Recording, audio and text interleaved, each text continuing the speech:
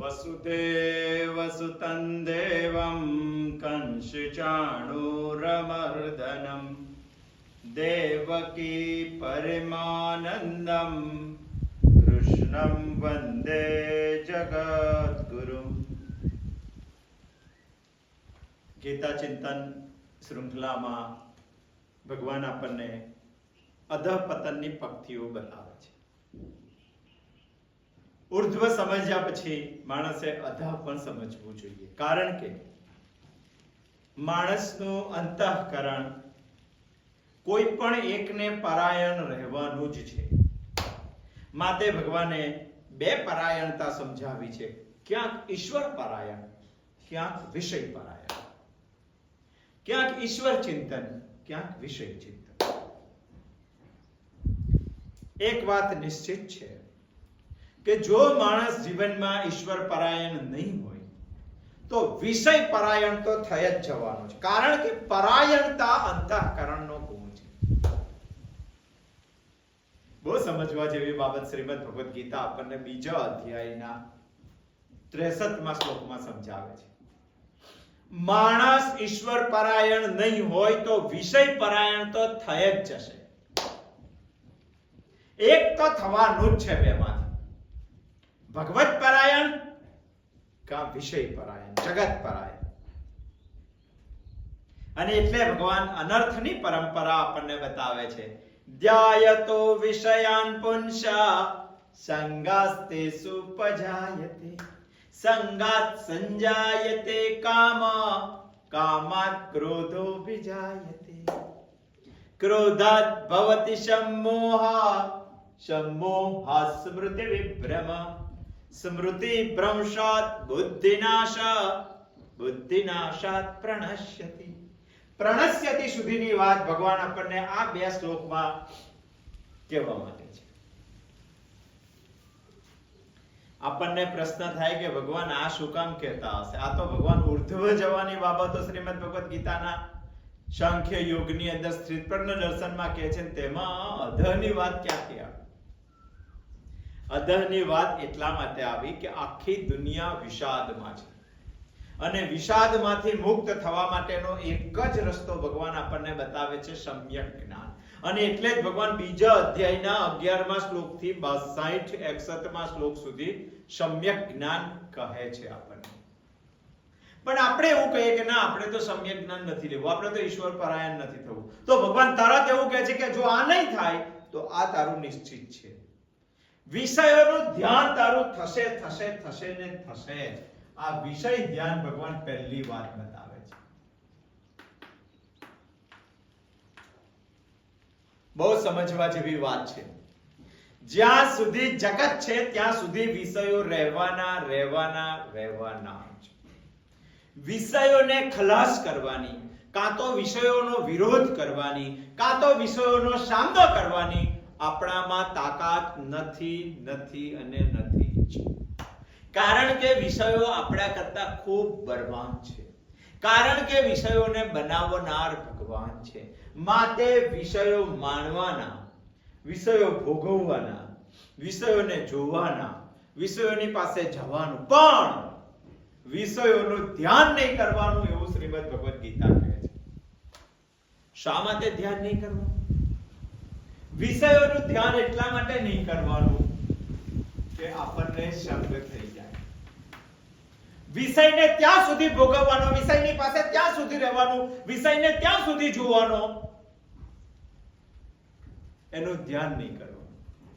ત્યાં સુધી જોવાની છૂટ છે જ્યાં સુધી ધ્યાન ન થાય. ચગડવાનો નહીં, ચિંગમની માફક વિષયને. ચગડો એટલે સંગ થઈ જાય, સંગ એટલે આસક્તિ થઈ જાય, નિત્ય વિષયકારિતા આવી જાય, મન રથની ઉપર બેસીને દોડવા લાગે છે, કાયમી આકર્ષણ થઈ જાય છે જે તે વિષયનું. એને સંગ કહેવાય છે. સંગ એટલા માટે નહીં કરવાનું કારણ કે કામ જન્મે છે તેના. કામ એટલે તીવ્ર ઈચ્છા, મને ના વગર ના ચાલે આવી સ્થિતિ આવી જાય. કોઈ પણ સંજોગોમાં જોઈએ જ. એના વગર જીવન આપણને ફોગટ લાગે, એના વગર આ જન્મ આપણને અધૂરો લાગે. આવી જ્યારે સ્થિતિ આવે ત્યારે કામ થઈ ક્યાંક તો કામમાં સફળ થવાય, ક્યાંક તો કામમાં નિષ્ફળ થવાય. જો સફળ થઈ જાવ તો લોભ જન્મે છે, નિષ્ફળ થઈ જાવ તો ક્રોધ જન્મે છે. માટે કામથી દૂર નહીં રહેવાનું, ક્રોધ જન્મે છે. ક્રોધ ખોટો પણ શું છે? ક્રોધ અંતઃકરણમાં વિક્ષેપ લાવે છે. ક્રોધ એક જાતનો ક્ષોભ છે, જેનાથી શાંત અંતઃકરણ દોડાઈ જાય છે. આપણે અસ્વસ્થ બની જઈએ છીએ. માટે ક્રોધ જોઈએ નહીં. ચાલો આવી ગયો તો શું કહો? એનાથી પણ એક ભયંકર આગળની સ્થિતિ જાય છે, અને તે સ્થિતિ છે સંમોહ. અહીંયા સુધી, આ 4 સુધી આપણને શ્લોક 62 ભગવાન કહે છે. અહીંયાથી ભગવાન શ્લોક 63 ચાલુ કરે છે. 62 63 સિક્વન્સમાં છે. સંમોહ થઈ જાય છે. સંમોહ એટલે વિવેકનો અભાવ, સંમોહ એટલે મૂઢતા, સંમોહમાં બુદ્ધિ બેર મારી જાય છે. ઓપરેશન કરવા માટે માણસને ક્લોરોફોર્મ લગાવે ને, એવી સ્થિતિ બુદ્ધિની થઈ જાય છે. તો સંમોહ ખોટો પણ શું છે? સંમોહ આગળનું એક સ્ટેપ લે છે,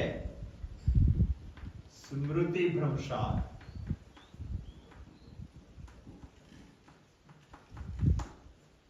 સંમોહથી સ્મૃતિ વિભ્રમ થઈ જાય છે. ભ્રંશાત, સ્મૃતિ ભ્રંશાત એટલે બધું જ યાદ ના રહે એવું નહીં.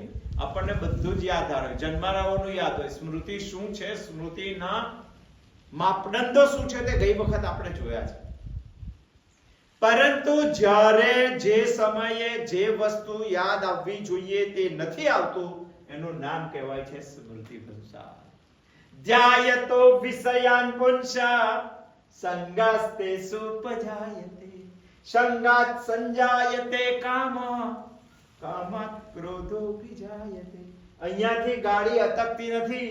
ક્રોધાત ભવતિ સંમોહ સંમોહાત સ્મૃતિ વિભ્રમ. માણસને આત્મસ્મૃતિ થઈ જાય, સૌથી મોટું નુકસાન છે. ભગવાને મને કરેલો પ્રેમ અને ભગવાને મારા ઉપર કરેલા ઉપકારો માણસ ભૂલી જાય છે. આને કહેવાય છે સ્મૃતિ ભ્રંશાત, શ્રુતિ વિભ્રમ. પણ સ્મૃતિ ભ્રંશાત થઈ જાય તેનાથી સારું, ના યાદ આવે તો ના યાદ આવે, પણ એનાથી આગળનું એક નુકસાન થાય છે, બુદ્ધિ નાશ.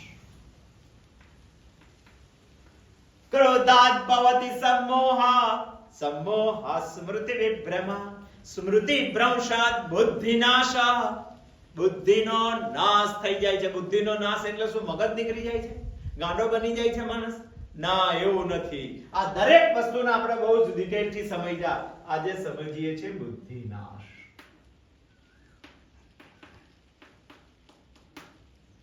બુદ્ધિ નાશ એટલે સમજણ શક્તિ ખલાસ થઈ જવી. બે પ્રકારની શક્તિઓ દરેક માણસને ભગવાને આપેલી છે. એક છે સ્મરણ શક્તિ અને બીજી છે સમજ શક્તિ. સ્મરણ શક્તિ એટલે જ સ્મૃતિ અને સમજ શક્તિ એટલે જ બુદ્ધિનાશ. સ્મૃતિ અને બુદ્ધિ બંને ખલાસ થઈ જાય છે જો માણસ ઈશ્વર ચિંતન ના બદલે, ઈશ્વર ધ્યાન ના બદલે આ ધ્યાનમાં લાગી જાય તો. અને અહીંયા ના લાગે તો આ લાગવાનું જ છે.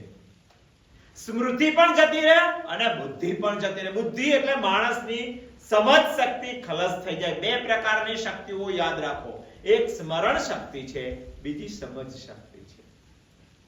સ્મરણ શક્તિ એટલે સ્મૃતિ ભ્રંશાત અને સમજ શક્તિ ખલાસ થવી એટલે બુદ્ધિ નાશ. જાતે તો કોઈ વાત માણસને સમજાતી જ નથી, પણ બીજો કોઈ માણસ સમજાવે તો પણ નથી સમજાતું, આને કહેવાય છે બુદ્ધિ નાશ. બહુ સમજવા જેવી વાત છે.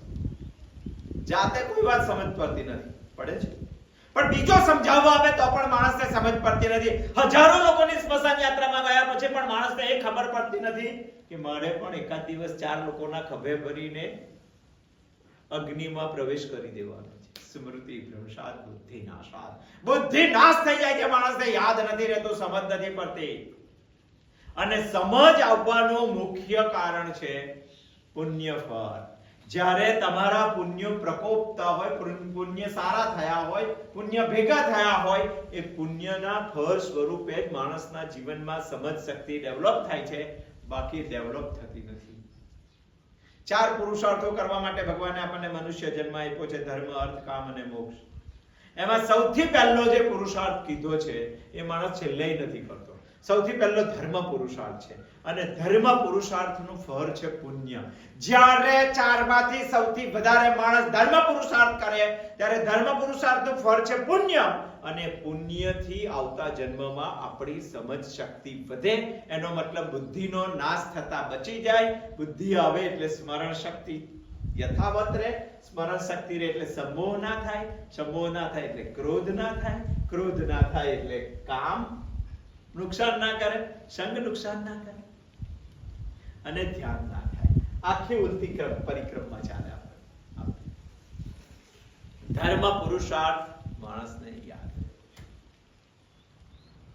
સમજ શક્તિ સૌથી વધારે સ્થિર કરવા માટેનો એક ઉપાય શાસ્ત્રોનું શ્રવણ કરવાની સાધના આ બતાવ્યું. સાધના કીધી છે. આમ દરેક વખત શાસ્ત્રોનું શ્રવણ કરવામાં સમજ ના પડી જાય. સમજ ના પડે છતાં પણ શ્રવણ કરવાનું, એને જ કહેવાય છે સાધના. અને આ સાધનામાં લાગ્યા રહો તો તમને સમજ પડતી થાય ને તમારી બુદ્ધિનો નાશ થતો અટકી જાય. માણસ પોતાના જ સ્વરૂપને ભૂલી જાય, સ્વરૂપને માણસ ભૂલી જાય. એની બુદ્ધિ ભલતું જ કરાવે, ભલતું જ સમજાવે. ના કરવું હોય તે જ કરાવે. ઘરમાં શેઠ ના હોય તો નોકરોને જે કરવું હોય તે કરે. તમે જાતે જ ભૂલી ગયા કે તમે કોણ છો. આત્મવિસ્મૃતિ તમને થઈ ગઈ છે, અને આત્મસ્મૃતિ જ્યારે જતી રહી છે ત્યારે બુદ્ધિ એનો નોકર છે, એ તમને ભલતું જ કરાવે. તમે ઈચ્છો તે ના કરાવે. આને કહેવાય છે બુદ્ધિ નાશ. માણસને એવું લાગે છે કે બુદ્ધિ જતી રહી એટલે એક પાવલી જતી રહી, માણસ ગાંડો થઈ જાય. ના, એવું નથી, એવું નથી. બહુ ધ્યાનપૂર્વક સમજવા જેવી વાત છે. બુદ્ધિ નાશ એટલે માણસ ગાંડો થઈ જાય એવું નથી. દુનિયાની દ્રષ્ટિએ માણસ બહુ બુદ્ધિશાળી હોય છે, પણ એની બુદ્ધિ ભલતું જ કરતી છે. આને પણ બુદ્ધિ નાશ કહેવાય છે, કારણ કે ધ્યાયતો વિષયન પુંસની લિંગમાં છે. જ્યારે આંતરરાષ્ટ્રીય કાયદાઓનું કોઈ ઘડતર થાય ને તેનો માણસ કોઈ બોસ બને કાયદાકીય, તો કેટલો મોટો માણસ કહેવાય. જ્યારે કોઈ આંતરરાષ્ટ્રીય સ્વાસ્થ્ય બાબતેનું નિદાન કરવાનું હોય અને એનો કોઈ ડોક્ટર લીડર બને તો કેટલો મોટો માણસ કહેવાય. જ્યારે આંતરરાષ્ટ્રીય પૈસાની કોઈ ચિંતા કરવાની હોય અર્થતંત્રની ને તેનો કોઈ માણસ અર્થશાસ્ત્રી બને તો કેટલો મોટો કે. અરે વિશ્વના અર્થતંત્રનો લીડર બને, વિશ્વના સ્વાસ્થ્યનો લીડર બને, વિશ્વના કાયદાનો લીડર બને, વિશ્વના શિક્ષણ સંસ્થાનો લીડર બને. માણસમાં કેટલી બુદ્ધિ હોય છે, કલ્પના તો કરો. આવો બુદ્ધિશાળી માણસ પણ જીવનમાં શાસ્ત્રોએ જે કીધું છે તે કરવા જેવું ના કરે તો પણ તેનો બુદ્ધિ નાશ જ કહેવાય. બહુ સમજવા જેવી વાત છે. સ્મૃતિ ભ્રંશાદ, અને આત્મસ્મૃતિ થઈ જાય છે કે હું કોણ છું ને હું શા માટે કરવા આવ્યો છે, મારો ભગવાન સાથે સંબંધ શું છે, ભગવાને અહીંયા શા માટે મોકલ્યો છે. આ સ્મૃતિ જો જતી રહે તો સમજણ પણ જતી રહે. વિશ્વને હલાવવાની બુદ્ધિ માણસમાં હોઈ શકે, પણ જે કરવા જેવું છે તે બુદ્ધિ ના કરે તો તેને બુદ્ધિ નાશ જ કહેવાય. બહુ સમજીને આ વાક્ય બોલું છું. આંતરરાષ્ટ્રીય સ્તર પરનો બુદ્ધિ લેવલનો પાવરફુલ માણસ પણ જો જીવનમાં કરવા જેવું ના કરે, શાસ્ત્રોએ કીધી તે વાત જો ના કરે, તો તે પણ બુદ્ધિ નાશ જ કહેવાય. રાવણ શું હતું? રાવણ શું હતું? વેદોને સ્વર આપવાની રાવણની અંદર તાકાત હતી. કેટલો બુદ્ધિશાળી માણસ હશે. આજે કોઈ વિશ્વમાં એવો માણસ નથી જે વેદને સ્વર આપી શકે. રાવણમાં આ તાકાત હતી, છતાંય રાવણને સીતા નામના વિષયનું ધ્યાન કરવા લાગ્યો. સીતા નામના વિષયનો સંગ થઈ ગયો, સીતા નામના વિષયનો કામ થઈ ગયો, સીતા નામના વિષયનો ક્રોધ થઈ ગયો, સંમોહ થઈ ગયો કે રામ જેવો વ્યક્તિત્વને ખલાસ કરીને સીતાને પ્રાપ્ત કરવાની તેનામાં તાકાત નથી, તો તેને એક અવિવેક કરી નાખ્યો, સીતાને ઉપાડી જવા. અને ઉપાડી જવા માટે સાધુ જેવો વેશ ધારણ કર્યો. આટલો મોટો રાવણ જે આજે કોઈ નથી. એની માતા કઈ કશી કહેતી હતી કે તારી રાવણમાં ભલે સોનું છે પણ સુગંધ નથી. તો કે માં મારે સુગંધ લાવવી છે. તો કે સુગંધ લાવવી હોય તો કૈલાસ પરથી શિવજીને લઈ આવવો જોઈએ. રાવણ જેમ ચણા મમડા લેવા માટે માણસ સિટીમાં જવા માટે તૈયાર થાય એવી રીતે લંકામાંથી શિવજીને લેવા માટે કૈલાસ અને લઈને પણ આવ્યો. તો સ્ટોરી બધી આખી જુદી છે, જોશું ક્યારેક આપણે.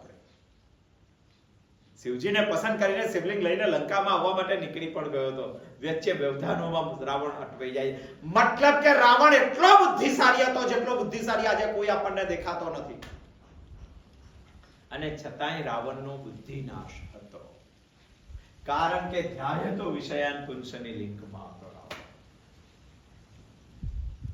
તસ્માત શાસ્ત્ર પ્રમાણંતે કાર્ય વ્યવસ્થિતો. શાસ્ત્ર જે કહે છે તે પ્રમાણે ના કરો તો બુદ્ધિનાશ છે. સિમ્પલ એક એક્ઝામ્પલ થી સમજીએ. એક બહુ બુદ્ધિશાળી માણસ હતો, બહુ બુદ્ધિશાળી માણસ. એને એના મિત્રને પત્ર લખ્યો. પત્ર લખીને પોસ્ટ ઓફિસ પર ગયો અને જ્યારે પોસ્ટ ઓફિસના ડબલામાં, લાલ ડબલામાં પત્ર નાખવાનો ટાઈમ આવ્યો ત્યારે પોસ્ટ ઓફિસ બંધ થઈ ગઈ. શાસ્ત્ર એવું કહે છે કે ભાઈ પોસ્ટ તમારે મોકલવી હોય તો એના વજનના અમુક ટકા પ્રમાણેની ટિકિટ તેના પર ચોંટાડવી પડે. 5 રૂપિયાની ટિકિટ તેના પર ચોંટાડવાની. પોસ્ટ ઓફિસ બંધ થઈ ગઈ. માણસ બુદ્ધિશાળી હતો, વિચારવા લાગ્યો કે મારે કવર મોકલવું છે, 5 રૂપિયા આપવાના છે પોસ્ટ વાળાને, તો એમાં ખોટું શું છે કે ગમે તે રીતે હું 5 રૂપિયા તો આપું છું ને. એને કવર પેટીમાં નાખ્યું અને 5 રૂપિયાનો એક સિક્કો પણ પેટીમાં નાખ્યો. 5 રૂપિયા તો આપી દીધા, ટિકિટ નથી લગાડી પણ 5 રૂપિયા તો આપી દીધા. તસ્માત શાસ્ત્ર પ્રમાણંતે કાર્ય વ્યવસ્થિતો. શાસ્ત્રએ કીધું તે પ્રમાણે જો ના કર્યું હોય ને તે તને સાચું પણ લાગતું હોય તો તારી બુદ્ધિ તેલ લેવા ગઈ. બુદ્ધિનાશમ છે જ. શું થાય? અરે પોસ્ટનું ડબલું પોસ્ટમેન ખોલે છે ને જ્યારે અંદરથી 5નો સિક્કો નીકળે છે તો ખિસ્સામાં મૂકે, ટપાલ એમને એમ જવા દે છે. જેને લેવાની હતી ને તેને 50 રૂપિયા દંડ ભરીને ટપાલ સ્વીકારવી પડી. શાસ્ત્ર કહે છે, અરે સામાન્ય બાબત પણ જો શાસ્ત્ર કહે છે તે પ્રમાણે ના કરતા હોય તો નુકસાન જાય. ધર્મમાં તો તસ્માત શાસ્ત્ર પ્રમાણંતે કરવું જ પડે. અને ના કરો તો બુદ્ધિનાશ થાય. એક વખત બુદ્ધિનાશ થાય એટલે માણસ પ્રણશ્યતિ ના હારે આવી જાય. ધ્યાયતો વિષયાન પુંસ સંગસ્તેષુ પજાયતે. સંગાત સંજાયતે કામાત ક્રોધો વિજાયતે. ક્રોધાત ભવતિ सम्मोह. सम्मोहात् સ્મૃતિ વિભ્રમ. સ્મૃતિ ભ્રંશા. પછી પણ ભગવાન એક આત્મો બતાવે છે અને અંતિમ છે પ્રણશ્યતિ.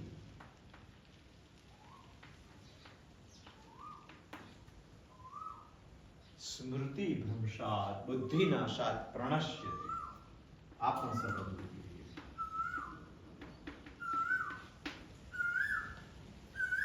પ્રણશ્યતિ પ્રણાશ શબ્દ પરથી બનેલો શબ્દ છે. પ્રણાશ એટલે પ્રકર્ષેણ નાશઃ. પ્રણાશ પ્રકર્ષેણ નાશઃ.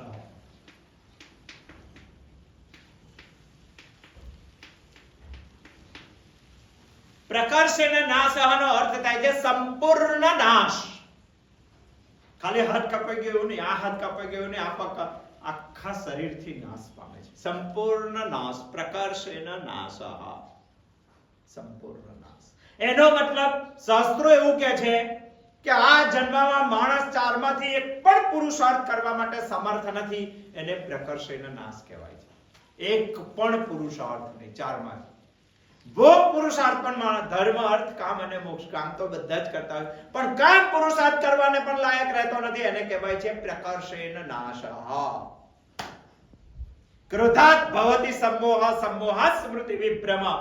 સ્મૃતિ ભ્રંશાત બુદ્ધિનાશાત પ્રણશ્યતિ. આ જન્મમાં માણસનો ક્યારેય ઉદ્ધાર થવાનો નથી. તેને કહેવાય છે પ્રણશ્યતિ. ધર્મ, અર્થ, કામ, મોક્ષ 4માંથી એક પણ કરવાને લાયક તે રહેતો નથી. એનું નામ છે પ્રણશ્ય. એનો મતલબ માણસે જીવનમાંથી મનુષ્યત્વ જ ગુમાવી દીધું છે. માણસમાં મનુષ્યત્વ તો છે જ નહીં, માણસમાં પશુત્વ આવી ગયું છે. એને કહેવાય છે પ્રણશ્ય. શબ્દ બહુ જ ભારે છે અને શબ્દ બહુ જ ભારે છે એટલો ભયંકર પણ છે આપણા મતે, અને આ ભયંકર શબ્દને એટલી જ ગંભીરતાથી સમજવા જેવો પણ છે. ભોગ પુરુષાર્થ કરવા માટે પણ માણસ સમર્થ રહેતો નથી. ધ્યાયતોમાં માણસ બેસી ગયો એક વખત, અહીંયા માણસ બેસી ગયો તો અહીંયા પહોંચવાનો જ છે, એમાં કોઈ શંકાને સ્થાન નથી. કોઈ શંકાને સ્થાન. જો માણસ આ કરવાનું બંધ કરશે તો અહીંયા માણસ નિશ્ચિત પહોંચશે, અહીંયા નિશ્ચિત પહોંચશે, અને વચ્ચે જો ગીતા નહીં વિચારે, અરે કેટલી બધી ફરજિયાત વાતો છે, વિચારો તો ખરો, કલ્પના તો કરો. ભગવાને તો બે વિકલ્પો આપી જ દીધા છે, બંને વિકલ્પો સમજાવવા માટે જ ભગવાને 62 અને 63 નો શ્લોક આપણને કીધો છે. એક વખત માણસ અહીંયા બેઠો એટલે બહુ જ ભયંકર પરિણામ આવવાનું છે, અને ભયંકર પરિણામને સહન કરવા માટે માણસ તૈયાર હોવો જોઈએ. પછી 84 લાખ યોનિઓ તો છે જ. ભગવાને તો બહુ જ સ્પષ્ટ કીધું કે મનુષ્ય જન્મ માણસને ઈશ્વર ચિંતન કરવા માટે મળેલો છે. પણ જો માણસ ઈશ્વર ચિંતન બંધ કરે તો બીજી એટલી જ આવશ્યક વાત છે કે માણસથી વિષય ચિંતન થઈ જ જશે, અને વિષય ચિંતન કરવી માણસ જો ના વિચારે તો તેનો સંગ થઈ જશે. સંગ પર નહીં વિચારે તો કામ થશે, કામ પર નહીં વિચારે તો ક્રોધ થશે, અને ક્રોધ પર બી ઉભો રહીને માણસ નહીં વિચારે તો સંમોહ થઈ જશે, અને સંમોહથી સ્મૃતિ ભ્રંશાત થવાનું છે, થવાનું છે ને થવાનું છે. એક વખત સ્મૃતિ ભ્રંશાત થયું એટલે બુદ્ધિ નાશ થવાનું છે, થવાનું છે ને થવાનું. અને બુદ્ધિ નાશ થઈ ગયું એટલે પ્રણશ્યતિ પ્રકર્ષેણ નાશઃ, સંપૂર્ણ નાશ. એક પણ પુરુષાર્થ કરવા માટે માણસ કેપેબલ રહેતો નથી. એનો મતલબ બીજો જન્મ મનુષ્યનો નહીં, 84 લાખ યોનિઓમાં માણસ જતો રહેશે અધઃપતનની પરાકાષ્ઠા, ભયંકર પરિણામ. અને ત્યાં માણસ પહોંચશે જ જો વિચારે નહીં તો. અહીંયાથી શરૂ કરેલા માણસને વચ્ચે જો ગીતા મરીને ભગવાનનો વિચાર મર્યો. ઘણા લોકો કહે છે કે ભગવાન આટલી સારી સ્થિત પ્રજ્ઞાની વાતો કરતા હતા તો ભગવાને વચ્ચે આ અધઃપતનનું શા માટે ઘુસાડી દીધું? શા માટે? ઘણા કહે છે કે ભગવાને આપણને ડરાવવા માટે કીધું છે. અધઃપતનની ભગવાને જે પરાકાષ્ઠા કીધી છે તે શું ભગવાને એ પગથિયા આપણને ડરાવવા માટે કીધા? ના. ભગવાનનો સહેજ પણ ઉદ્દેશ નથી કે માણસ આનાથી ડરી જાય, અને ડરાવવા માટે ભગવાને ક્યારેય કીધું નથી, અને ડરાવીને ઈશ્વર ચિંતન કરાવવાના રસ્તે ભગવાન એક ટકો પણ નથી. એ નથી કરાવવું ભગવાન. ભગવાને ડરાવવા માટે નહીં, પરંતુ ભગવાને આપણને સમજાવવા માટે કીધું છે. ડરાવવા માટે નથી કીધું, ભગવાને આપણને સમજાવવા માટે. ભગવાનને શું સમજાવવું છે? ભગવાનને તે સમજાવવું છે કે આ દુનિયામાં માણસે ઈશ્વર ચિંતન કરવું જોઈએ. જો ઈશ્વર ચિંતન નહીં કરે તો માણસ આ ઘરેડમાં જશે જશે જશે ને જશે જ. આ સમજાવવા માટે ભગવાન આપણને આ 62 અને 63 મો શ્લોક કહે છે. માત્ર સમજાવવા માટે ભગવાન નથી કહેતા, ભગવાન આપણને જગાડવા માટે પણ કહે છે. સમજો તમે ઈશ્વર ચિંતન નથી કર્યું, સમજો તમે ગીતાએ કીધું તે પ્રમાણે ઈશ્વર ચિંતન નથી કર્યું, તો તમારી વિષય ચિંતન થઈ ગયું છે. અત્યારે તમે અહીંયા આવી ગયા છો. અહીંયા આવી ગયા હોય તો ભગવાન તમને જગાડવા માંગે છે કે જાગ ગાંડા, નહીં તો આ રેલગાડી અહીંયા જઈને અટકશે, અને અહીંયા જઈને અટકશે તો અત્યાર સુધીના કરેલા બધા પ્રયત્નો તારા ફોક જશે, અહીંથી તું અધોગતિમાં ચાલ્યો જશે. ભગવાન આપણને જગાડવા માટે આ બે શ્લોક કીધા છે. માત્ર જગાડવાનો ઉદ્દેશ પણ નથી, ભગવાને આપણને અટકાવવા માટે. અહીંયા પહોંચી ગયા તો જાગી જાઓ, અને અહીંયાથી જ અટકી જાઓ એવું વિચારો કે આ ગાડી તમારી આગળ ના જાય.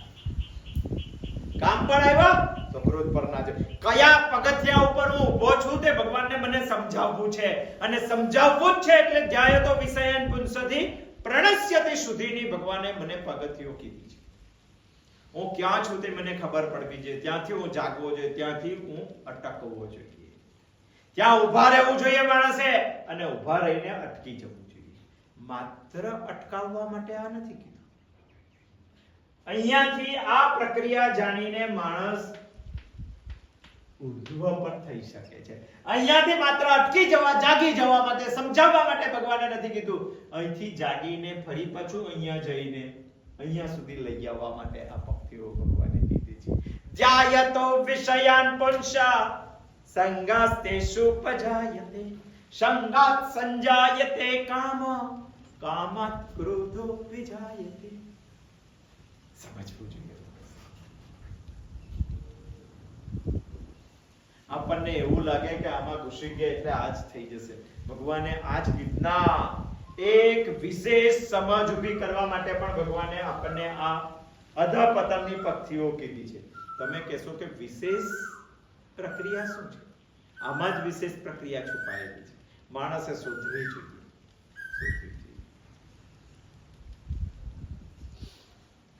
ડરાવવા નથી કીધું, સમજાવવા કીધું છે. માત્ર સમજાવવા નહીં, આપણને જગાડવા કીધું છે. માત્ર જગાડવા માટે નહીં, અટકાવવા માટે. માત્ર અટકાવવા માટે નહીં, ઉર્ધ્વ જવા માટે. ઉર્ધ્વ જવા માટે કીધું છે. આ બધું જ કહેવા પાછળનો ભગવાનનો કોઈ વિશેષ અર્થ છે. શું વિશેષ છે? આ સમજણમાં આપણે જો થોડીક જ ફેરફાર કરીએ, થોડોક જ ફેરફાર કરીએ તો આપણી ગાડી અધરના બદલે ઉર્ધ્વની ટોચ ઉપર પહોંચી જાય. આ સમજણમાં આપણે થોડો ફેરફાર કરીએ તો આ રેલગાડી અહીંયા આવવાના બદલે અહીંયા પહોંચી જાય. ધ્યાયતો વિષયાન પુંસથી પ્રણશ્યતિ શ્રુતિનો ક્રમ કહેવાનો ભગવાનનો ઉદ્દેશ ઘણા બધા છે. એમાંનો ઉદ્દેશ વિશેષ ચિંતન છે. શું છે આમાં વિશેષ ચિંતન?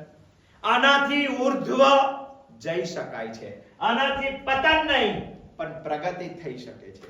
આનાથી ક્ષય નહીં પણ વૃદ્ધિ થઈ શકે છે. આનાથી અધપતન નહીં પણ ઉત્થાન થઈ શકે છે. કેવી રીતે થઈ શકે છે?